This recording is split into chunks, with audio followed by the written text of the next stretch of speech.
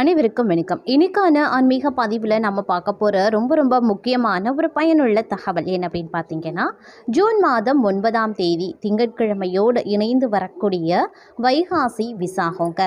வைகாசி விசாகம் அப்படிங்கிறது முருகப்பெருமானுக்கு உரிய விரத வழிபாடுகளில் முக்கியமான ஒன்று அப்படின்னு சொல்லலாம். எந்த அளவுக்கு கந்தசஷ்டி விரதம் அப்படிங்கிறது முருகப்பெருமானுக்கு உகந்த விரத வழிபாடுகளில் ஒன்று, அதே மாதிரி வைகாசி விசாகம் அப்படிங்கிறதும் ரொம்ப சிறப்புக்குரிய அப்படின்னு சொல்லலாம். அந்த வகையில் நடப்பாண்டு, அதாவது 2025வது வருடத்தில் ஜூன் மாதம் 9ஆம் தேதி திங்கட்கிழமை பார்த்தீங்க அப்படின்னா வைகாசி விசாகம் வருகிறது. நம்மளுடைய வாழ்க்கையில் இருக்கக்கூடிய இன்னல்களை போக்கி இன்பங்களை கொண்டு வருவதற்கு இந்த விரத வழிபாடு, இந்த வைகாசி விரத வழிபாடு அப்படிங்கிறது மிகவும் பயனுள்ளதாக அமையப்பெறும். குழந்தை பேர் கிடைக்கணும் அப்படின்றவங்க, தொழில் முன்னேற்றம் வரணும் அப்படின்னு நினைக்கிறவங்க, தங்களுடைய வாழ்க்கையில் இருக்கக்கூடிய துன்பங்கள் அனைத்தும் விலகி இன்பங்களாக பெருகணும், செல்வ வளம் சேரணும், வறுமை நீங்கணும், இப்படி நம்மளுடைய வேண்டுதல்கள் என்னவாக இருந்தாலும் அந்த வேண்டுதல்களை நாம் பிரார்த்தனைகளாக வைக்கிறதுக்கும் அந்த வேண்டுதல்கள் நிறைவேறதுக்கு முருகப்பெருமானிடம் நாம் இருக்கக்கூடிய ஒரு விரதம் அப்படின்னு சொன்னால் வைகாசி விசாகம் அப்படின்னு சொல்லலாம். இந்த வைகாசி விசாக விரதத்தை நாம் எப்படி இருக்கணும், அதனுடைய எளிய விரத முறைகள் என்னென்ன அப்படிங்கிறத பற்றியும், இந்த வைகாசி விசாகத்தன்று நாம் சொல்ல வேண்டிய மந்திரங்கள் என்னென்ன அப்படிங்கிறத பற்றியும் தான் இன்றைக்கி வீடியோவில் நாம் தெரிஞ்சுக்க போகிறோம். ஸோ இந்த பதிவு உங்களுக்கு மிக பயனுள்ள விகிதத்தில் இருக்கும். வீடியோவை ஸ்கிப் பண்ணாமல் கடைசி வரைக்கும் பாருங்கள். வீடியோக்குள்ளே போகிறதுக்கு முன்னாடி இது வரைக்கும் நீங்கள் நம்ம சேனலை சப்ஸ்கிரைப் பண்ணலை அப்படின்னா உடனே சப்ஸ்கிரைப் பண்ணிக்கோங்க. அப்படியே பக்கத்தில் இருக்கக்கூடிய நோட்டிஃபிகேஷனுக்கான பெல் பட்டனையும் ப்ரெஸ் பண்ணிக்கோங்க. சரி நேர்களே, வாங்க வீடியோக்குள்ள போகலாம். தமிழ் கடவுளான முருகப்பெருமானுக்கு உரிய மிக முக்கியமான விரத நாட்கள்ல ஒன்று வைகாசி விசாகங்க. வைகாசி மாதத்தில் வரக்கூடிய மிக சிறப்பான நாள் அப்படின்னு சொல்லலாம். குறிப்பா முருக பக்தர்கள் அனைவருமே மகிழ்ச்சியாக கொண்டாடும் திருநாள் அப்படின்னே இந்த விழாவை நாம சொல்லலாம். முருகப்பெருமான் அவதரித்த நாளான வைகாசி விசாகத்தன்று எப்படி விரதம் இருந்தால் முருகப்பெருமானினுடைய அருளை பெற முடியும் அப்படிங்கிறத தெரிந்து கொண்டு முறையாக விரதத்தை கடைபிடித்து முருகப்பெருமானினுடைய அருளை நாம பெற முடியும். அதே மாதிரி முருகப்பெருமான் அவதரித்த திருநாளான வைகாசி மாதத்தில் வரக்கூடிய விசாக நட்சத்திரத்தை வைகாசி விசாக பெருவிழாவாக ஆண்டுதோறும் கொண்டாடிட்டு வரும். உலகம் முழுவதிலையும் இருக்கக்கூடிய முருக பக்தர்கள் இந்த நாளில் விரதம் இருந்து பால்குடம் ஏந்தியும் காவடி ஏந்தியும் முருகப்பெருமானினுடைய அருளை பெறுவது வழக்கம். இந்த ஆண்டு வைகாசி விசாக பெருவிழா ஜூன் மாதம் 9ஆம் தேதி திங்கட்கிழமை வருது. இந்த நாளில் எப்படி விரதம் இருந்தால் முருகனினுடைய பரிபூரண அருளை நம்மளால் பெற முடியும் அப்படிங்கிறத தெரிஞ்சுக்கலாம். அதாவது சூரபத்மன் அப்படின்ற அசுரனை வதம் செய்வதற்காக சிவபெருமானின் நெற்றி கண்களில் இருந்து வெளிப்பட்ட தீப்பொறிகள் சரவண பவ பொய்கையில் இருக்கக்கூடிய 6 மலர்களில் விழுந்து அவை 6 குழந்தைகளாக உரிமாறி இருக்கு. கனல்ல இருந்து தோன்றிய 6 குழந்தைகளையும் கார்த்திகை பெண்கள் 6 பேரும் வளர்த்தாங்க.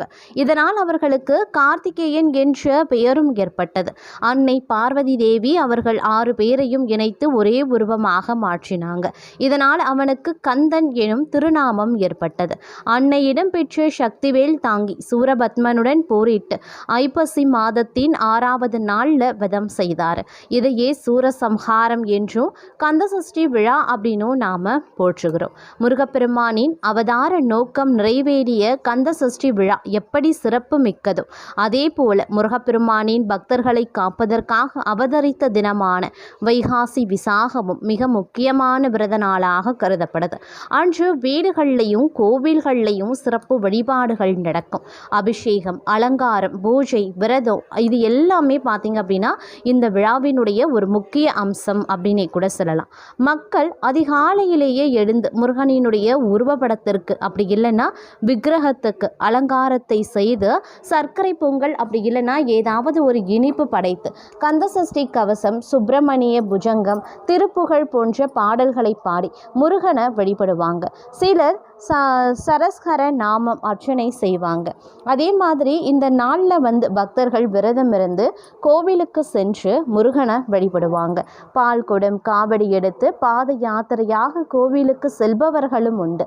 சிலர் உடல் மற்றும் நாக்கில் வேல் கொத்தி தங்களுடைய நேர்த்தி கடனை செலுத்துவாங்க. வைகாசி விசாகம் முருகனுக்கு மிகவும் முக்கிய நாள் அப்படின்னு சொல்லலாம். அன்று கோவில்களில் விசேஷ பூஜைகள் நடக்கும். அபிஷேகம், அலங்காரம், அர்ச்சனை, ஹோமம் போன்றவை எல்லாம் நடக்கும்.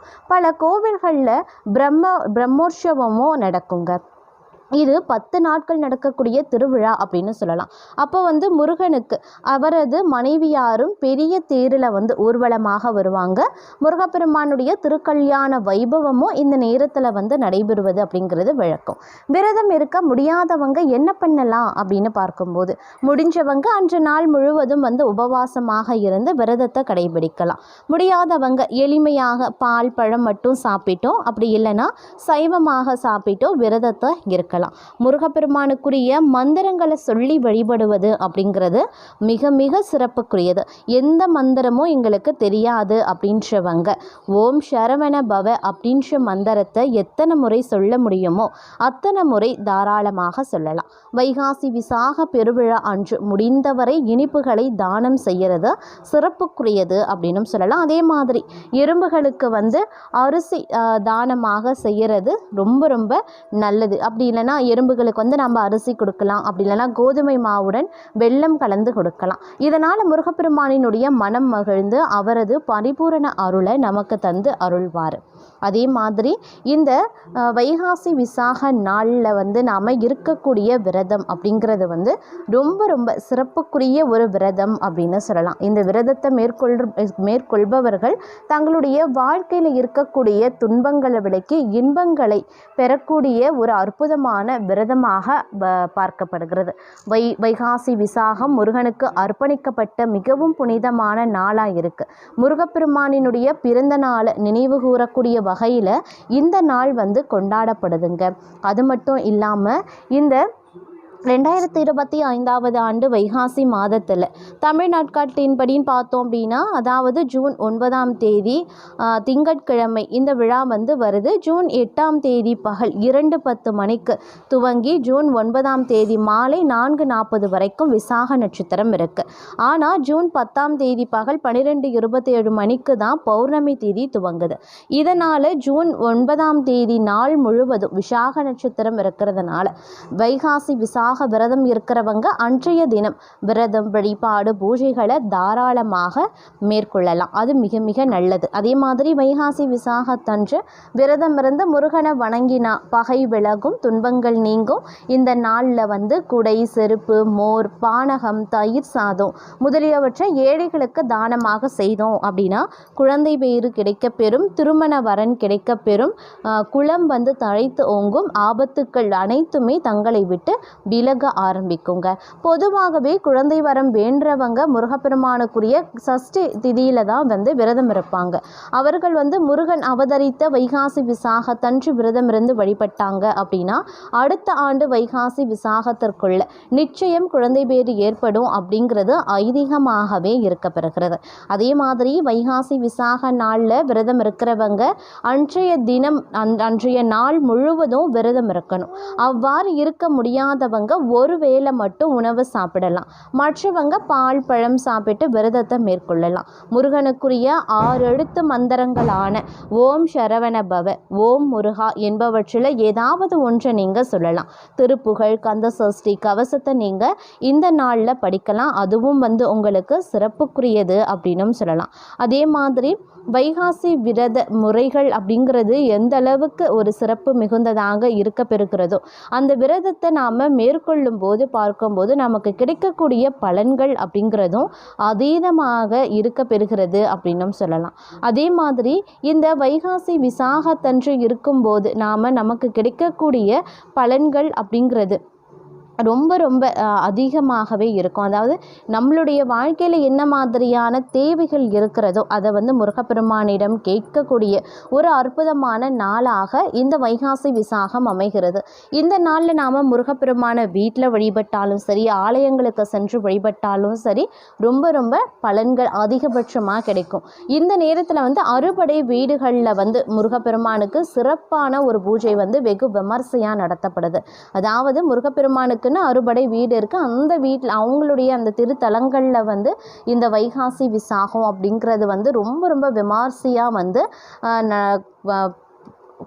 பூஜைகள் புனஸ்காரங்கள் வந்து நடத்தப்படுவது அப்படிங்கிறது வந்து இன்றளவும் வந்து நிகழ்ந்து வந்துட்டுருக்கு. இந்த விசேஷங்களில் வந்து பக்தர்கள் அதிக அளவில் கலந்து கொண்டு முருகப்பெருமானினுடைய அருளை பெறுவதற்கும் முருகப்பெருமானினுடைய தரிசனத்தை பெறுவதற்கும் இந்த நாளை வந்து பயன்படுத்திக்கிறாங்க. அதே மாதிரி நீங்களும் உங்களுடைய வாழ்க்கையில் இருக்கக்கூடிய இன்பங்கள் பெருகணும், துன்பங்கள் எல்லாம் விலகி இன்பங்கள் பெருகணும் அப்படின்னு நினைக்கிறீங்கன்னா கண்டிப்பாக இந்த வைகாசி விசாக தன்று விரதத்தை மேற்கொள்ளுங்க. சப்போஸ் உங்களால் விரதம் மேற்கொள்ள முடியல அப்படின்னும் போது முருகப்பெருமானுக்கென்று இருக்கக்கூடிய அந்த 6 எழுத்த மந்திரத்தை உங்களால் எவ்வளவு முறை உச்சரிக்க முடியுமோ அவ்வளவு முறை உச்சரிங்க.